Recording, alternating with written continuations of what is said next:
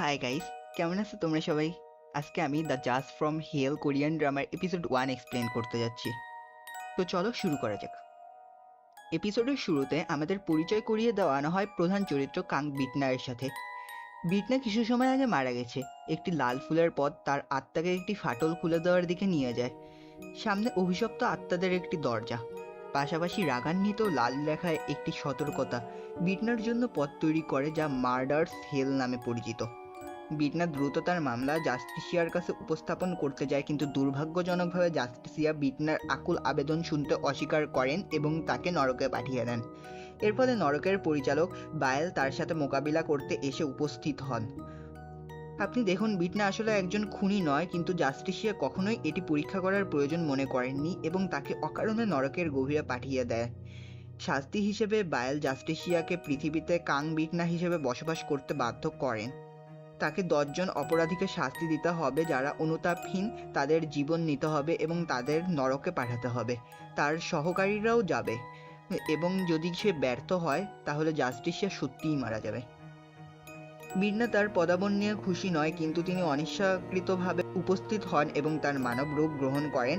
Jos Kang আদালতে যাওয়ার জন্য একটু সময় নষ্ট করেন না, কোক খেতে খেতে এবং তার প্রথম মামলার দিকে এগিয়ে যান।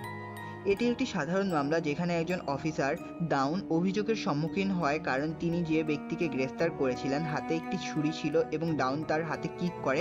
কাং খুব দ্রুত এটি কতটা হাস্যকর তা উল্লেখ করে পুরো বিষয়টি বাতিল করে দেয়। তখন ডাউন সাহসী হয়ে ওঠে এবং ইচ্ছা করে যে তিনি আরও শক্তিশালী হতে পারতেন।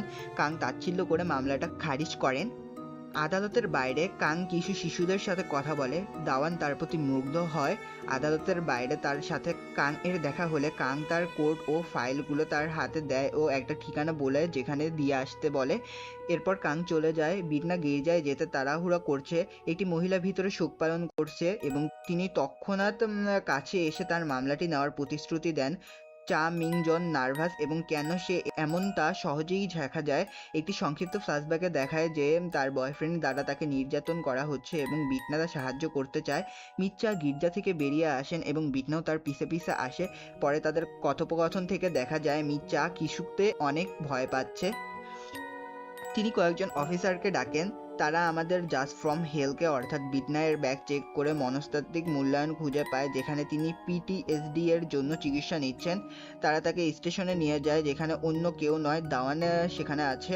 এখন দাওয়ান তার সম্পর্কে কি মনে করে তা নিয়ে চিন্তা করে না, কিন্তু সে জানে যে সে একজন নিখুঁত বিচারক। পরের দিন আদালতে মুন জংজুনের একটি মামলা চলে, যিনি তার গার্লফ্রেন্ডকে 3টি পৃথক সময়ে আক্রমণ করেছেন। দুর্ভাগ্যবশত যখন সে তাকে ছেড়ে যেতে চেষ্টা করে, জংজুন তাকে বন্দি করে এবং তালাবদ্ধ করে। মিং জং এর প্রতি অত্যাচারের কিছু ভয়াবহ ছবি আদালতে দেখানো হয় এবং যা দেখে আদালতের কক্ষে সবাই হতবাক।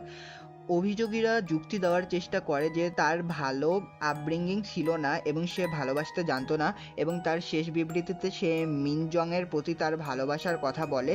সবকিছুই একটি অভিনয়, কারণ আমরা আদালতের বাইরে তাকে তাচ্ছিল্য করতে এবং পরিবারের সাথে মিন জং কেমন আছে জানতে দেখি।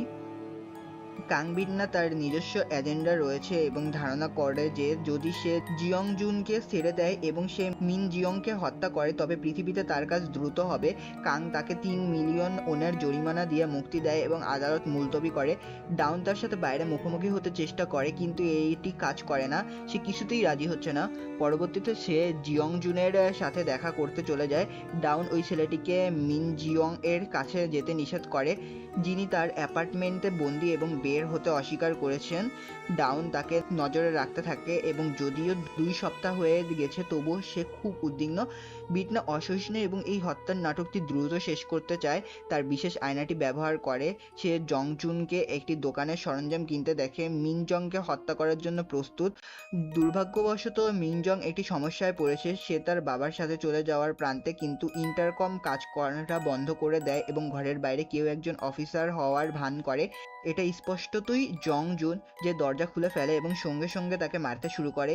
এপিলগের সময় আমরা বিটনার মানসিক মূল্যায়নের একটু বেশিই দেখতে পাই, যেখানে সে উল্লেখ করে যে সত্যিকারের নরক এখানে পৃথিবীর এবং আসলে প্রকৃত নরক তেমন খারাপ নয়, অবশ্যই দানব, আগুন এবং চিরকালীন অভিশাপ ছাড়া। এখন মনে হচ্ছে আসল কাং বিটনা এখনো নরকে রয়েছে এবং তার চারপাশে বিভিন্ন দানব থেকে পালানোর চেষ্টা করছে। মিন জং এর ঘড়িটি ভেঙে ফেলে এবং মেয়েটিকে রক্তাক্ত অবস্থায় রেখে যাওয়ার পর সে প্রতিশ্রুতি দেয় যে সে ফিরে আসবে এবং যদি সে আবার পুলিশকে ফোন করে তবে তার বাবা মাকেও মারবে। দুর্ভাগ্যবশত যখন জং জুন চলে যায় মিন জং অসহায় বোধ করে, তাই সে আত্মহত্যার চেষ্টা করে। কাং বিনা সড়কে উপস্থিত হয় এবং তার বেগুনি ছুরি তৈরি করে জং জুনকে সরাসরি হত্যা করার জন্য প্রস্তুত সে। তো বন্ধুরা, কেমন লাগলো দ্য জজ ফ্রম হেল কোরিয়ান ড্রামার এপিসোড 1 এর কাহিনী? এর পরবর্তী এপিসোডের এক্সপ্লেনেশন শুনতে আমাদের চ্যানেলটাকে লাইক সাবস্ক্রাইব করে পাশে থাকুন। ধন্যবাদ সবাইকে।